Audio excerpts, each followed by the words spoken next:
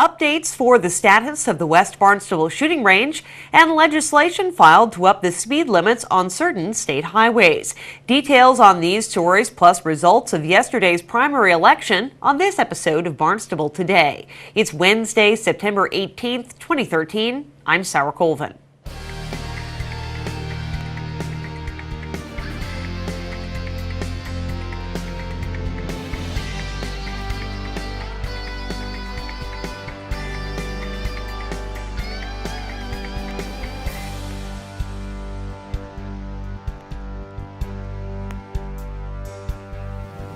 Primary elections for town council races in 2 precincts were held yesterday, and we've got the results. Will Crocker and Deb Converse came out on top. In Precinct 6, Crocker got 274 votes, Converse 131.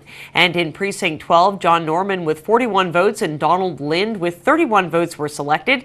Crocker and Converse defeated Mike Hersey, 22 votes, and Joe Pino, 82 votes. In Precinct 6, Mark Despotolis, the third candidate in Precinct 12, got 22 votes. So you can tell by those numbers, voter turnout was low yesterday. 19% of Precinct 6 voters turned out.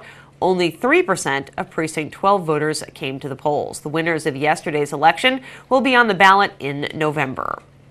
The Conservation Commission met at Town Hall Tuesday night. The meeting included a workshop session on the West Barnstable shooting range, which is currently closed due to insurance reasons. Assistant Town Manager Mark Ells attended the meeting. He joined us on this morning's edition of Barnstable This Morning with a recap. So, Mark, the Conservation Commission met last night and held a workshop kind of updating us on a topic that you and I have talked about quite frequently over the last few months, and that would be the shooting range. So tell me a little bit about what the updates are here. Well, we did exactly what you said. We held a workshop to review modifications to the regulations that are managed by our Conservation Commission. You're aware that the shooting range is located on conservation property. That's where the regulations fall relevant to the use of that facility. So last fall, we encountered a situation where we needed to modify our regulations and our operating procedures so that we could maintain an insurance policy on that facility. And there were 4 basic pieces of that. Some of it related to waivers for users of the facility. Some of it related to the types of ammunition that were allowed to be used there.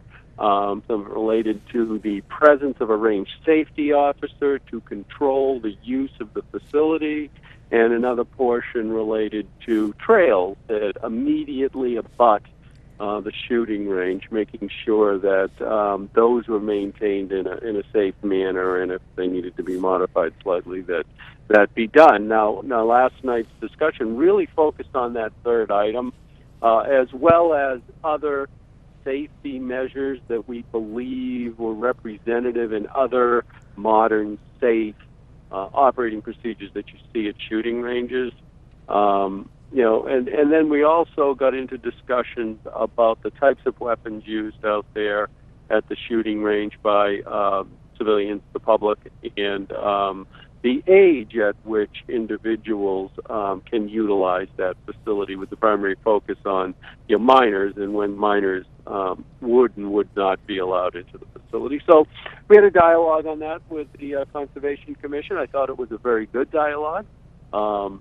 We also discussed days and hours of operation and fees associated with this modified operation plan. So all in all, we got a lot of good feedback from the commission, and what we'll do now is take it under review at the staff level, discuss it with the town manager, see in certain areas we really can't modify, certainly relevant to the range officer issue, because we wouldn't be able to get insurance and therefore not be able to open the facility. In other areas, it was a combination of just good safety standards and comments from our public, especially related to the days and hours of operation. So we got to take that under review, have a discussion, and our plan is to bring something back in a slightly modified version for the October 1st conservation hearing.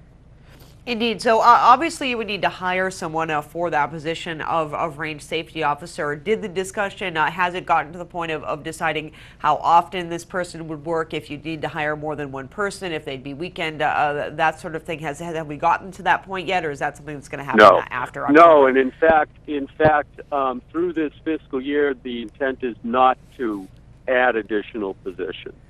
And to assess this, to utilize the existing resources, certainly there is a limit on the use of those, and therefore we were looking at only a 3-day opening initially, and going into FY15 deal with the larger issue of the addition of staff member to play that role. We're also hoping that we can utilize, range safety officers that exist out there that are outside of our police department or our Department of Natural Resources. But that pool of people and that approach doesn't exist right now. Right. So that's not something, it might sound good in concept, but to implement, it takes time.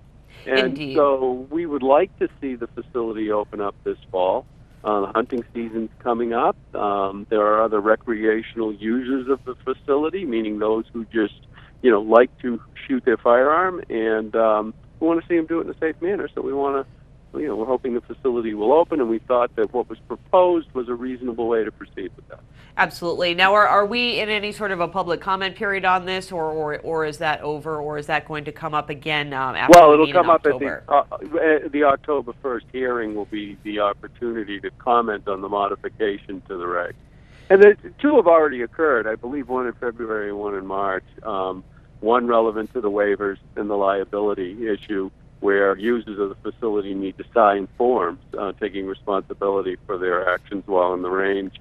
And then the second modification was the use of certain types of ammunition is prohibited now. So we've begun this process. This is really, though, hopefully the final step in being able to bring forward a plan that will allow the facility to get the insurance policy and then subsequently reopen for use. Great. Mark, anything else about last night's workshop that you'd like to share with our audience? Well, certainly that, I've had a lot of good input from our community, emails from individuals consistently, and then, the public at large has sent me their comments and their feelings about it, and we would encourage, either through telephone, letter, email, whatever you're comfortable with, continue that dialogue with us. Certainly the days of operation, one of the things we've heard consistently from our community is, okay, if it's going to be open, is there any way you can limit it on Sundays? And that was a pretty consistent comment we received. Right. Now, the users, certainly the heaviest time of use is on the weekends because many of these people work, and we completely understand that. So, those are the types of issues that are going to, they're not an insurance issue. That is an operational issue and a community type decision that certainly we want to hear from our residents on that. Absolutely. Well, Mark, I thank you so much for joining us today for the update. Always a pleasure to talk, and we will talk with you again in a couple of weeks. Have a great day. Thank you, Sarah. The Conservation Commission will again take up the matter at their first meeting in October. State Representative Cleon Turner is the co-sponsor of legislation that seeks to increase the speed limit on state highways like 93 and Mass Pike. Turner explains why. As Randy Hunt would say, and has said, if you're driving 70 miles an hour, people are passing you left and right. And I have that same experience going back and forth to the State House. So, we both thought, and Dan Winslow, who filed the legislation, also felt that if you raise the speed limit and then enforce it, it would probably kind of even things out a little bit as far as traffic goes. Provided that, along with the increase in the speed limit, there's stricter enforcement of the then raised speed limit. Some are concerned about the possibility of even faster drivers should the speed limit be raised, but Turner says this measure would come with increased enforcement of speed limits.